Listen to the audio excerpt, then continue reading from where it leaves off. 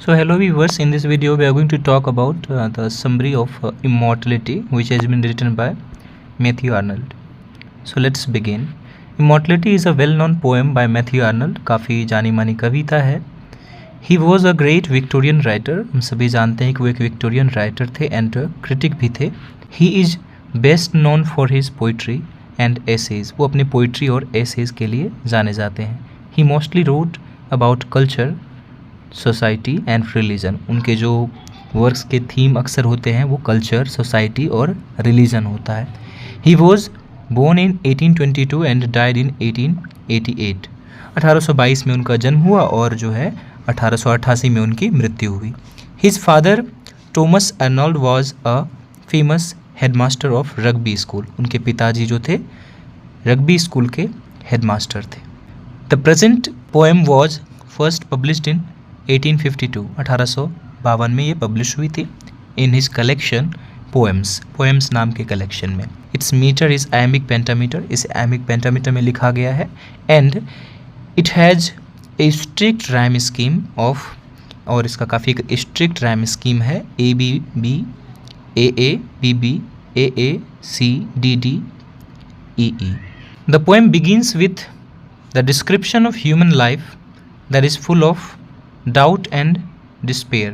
Poem की शुरुआत होती है मनुष्य के जीवन के विवरण के साथ. मनुष्य के जीवन के बारे में बताया जाता है जिसमें कि काफ़ी ज़्यादा डाउट्स होते हैं, काफ़ी संदेह भ्रम होता है इंसान के जीवन में, और डिस्पेयर साथ ही साथ निराशा भी होती है. It seems that the speaker is tired of his life. वो अपने जीवन से काफ़ी तंग आ चुके हैं, ऊब चुके हैं. He has lost all the positivity of his life. और अपने जीवन की सारी उम्मीदें खो चुके हैं. He thinks that there is no hope and peace that can inspire him. ऐसी कोई उम्मीद और शांति नहीं बची है जो उन्हें इंस्पायर कर सके कुछ अच्छे कार्यों के लिए. He lost his entire life thinking that the life is eternal. मतलब वो सारा जीवन उन्होंने इसलिए भी व्यतीत कर दिया, इसी बात में सोचते हुए खो दिया कि यह जीवन जो है शाश्वत है, यानी हमेशा के लिए, जबकि ऐसा कुछ है ही नहीं. It also seems from the words of the speaker that, ये उनकी बातों से यह भी लगता है कि ही हैज़ ग्रोन ओल्ड, कि वे अब समझदार हो गए हैं, बड़े हो गए हैं, मैच्योर हो गए हैं. This is the reason that he has given up his hope. यही कारण है कि उन्होंने अपनी उम्मीदें, अपनी आशाएं छोड़ दी हैं रिगार्डिंग द सेल्वेशन को लेकर, यानी इस जीवन से छुटकारा पाने को लेकर, इस दुख से छुटकारा पाने को लेकर. He also talks about another birth. वे दूसरे जन्म के बारे में भी बात करते हैं. Which can give him a chance, जो उन्हें एक मौका दे सकती है टू इमोर्टलाइज हिमसेल्फ, अपने आप को अमर करने का. He recalls his days of youth, और वो अपने युवा के दिनों को याद करते हैं. In the second stanza the speaker realises the certainty of death, कि मृत्यु की निश्चितता का वे एहसास करते हैं कि निश्चित मृत्यु होनी ही है. For him it is the end of human efforts, और उनके लिए ये ऐसा लगता है मानो कि जीवन भर इंसान प्रयास करता रहता है और मौत आकर उन सभी प्रयासों को एक तरह से ख़त्म कर देती है. एंड डिज़ायर, और इसके साथ ही उनकी इच्छाओं का भी अंत हो जाता है. He compares life to the sea of troubles.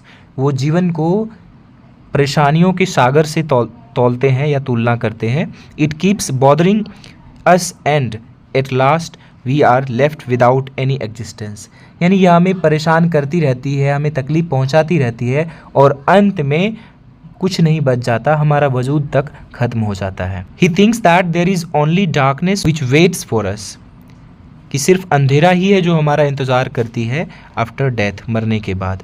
It is also the fact that the body which we admire life long, कि जिस शरीर की प्रशंसा, जिस शरीर को हम लोग जीवन भर देख रेख करते रहते हैं, इसका ख्याल रखते रहते हैं, is left by the soul, उसे आत्मा छोड़कर चली जाती है.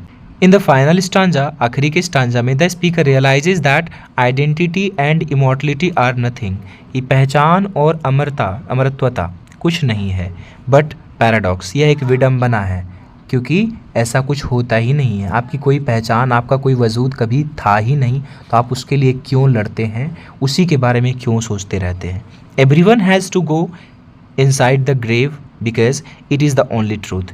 हर किसी को एक न एक दिन कब्र में जाना है, एक दिन मरना है, क्योंकि यही इकलौता सच है.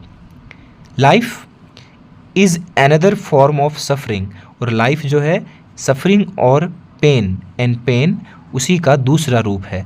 It also makes him sad that death has no alternative, और ये उन्हें दुखी करती है यह बात कि मृत्यु के अलावा हमारे पास और कोई ऑप्शन भी नहीं होता है। He finishes the poem by saying that we all have to go, कि हम सबों को जाना है, यानी हम सबों को मरना है, through the harsh reality of human life, जो कि मनुष्य के जीवन का कड़वा सच है। He accepts that life is like the cycle of seasons, यह जीवन एक मौसम सीजन्स के चक्र की तरह है, वो साइकिल जैसे बदलता रहता है उसी तरह से हमारा भी जीवन बदलता रहता है। Some of its major themes are, और इसके थीम्स की बात करें तो immortality, life and death, suffering and joy, mortality और नेचर, ये सारे इसके थीम्स हैं। हमने यहाँ कुछ थीम्स को डिस्क्राइब किया हुआ है, देखते हैं। लाइफ एंड डेथ की बात करें तो we all are aware that life and death are the laws of nature, हम सभी जानते हैं कि ये प्रकृति का एक नियम है। Anything that has been created, जो कुछ भी क्रिएट किया गया है, हैज़ टू बी डिस्ट्रॉयड, उन्हें ख़त्म भी होना है। सिमिलरली हुईवर इज़ बॉर्न, उसी प्रकार जो कोई जन्मा है, हैज़ टू डाई, उन्हें मरना भी है। We can't avoid this process, और हम इस प्रक्रिया को अनदेखा नहीं कर सकते, इससे हम escape नहीं कर सकते, बच नहीं सकते। The speaker of the poem also considers it a paradox, उन्हें यह कि विडम्बना भी लगती है। This is so because despite knowing the fact, ऐसा इसीलिए क्योंकि सच जानने के बावजूद भी nobody is ready to accept the only truth that is death, कोई भी इस इकलौते सत्य जो कि मृत्यु है उसको स्वीकार करने के लिए तैयार नहीं है। सफरिंग एंड जॉय की बात करें तो लाइक लाइफ एंड डेथ, यानी जीवन और मृत्यु की तरह joy and suffering are also unavoidable, हम उन्हें भी एवॉइड नहीं कर सकते हैं। They are connected to each other, वे दोनों ही एक दूसरे से जुड़े हुए हैं। We can not experience joy without facing suffering, हम बिना सफरिंग को, दुख को फेस किए हम खुशी को महसूस नहीं कर सकते हैं। So we should accept both as the parts of life, इसीलिए हमें दोनों को ही जीवन के अंग की तरह स्वीकारना चाहिए। They make our life beautiful and possible, और उन्हीं के वजह से हमारा जीवन सुंदर और संभव हो पाता है। To conclude, the poem is one of the finest compositions of the Victorian poet Matthew Arnold, उनके बहुत ही अच्छी कंपोजिशंस में से एक है इमॉर्टलिटी।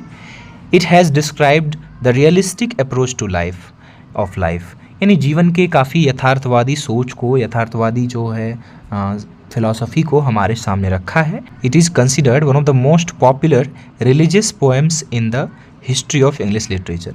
एक काइंड ऑफ रिलीजियस पोएम भी ये है क्योंकि इसमें रिलीजन के थियोरी, रिलीजन के फिलोसफी को, रिलीजन के थॉट्स को भी रखा गया है। So that was it, I hope you got it. Thanks for watching.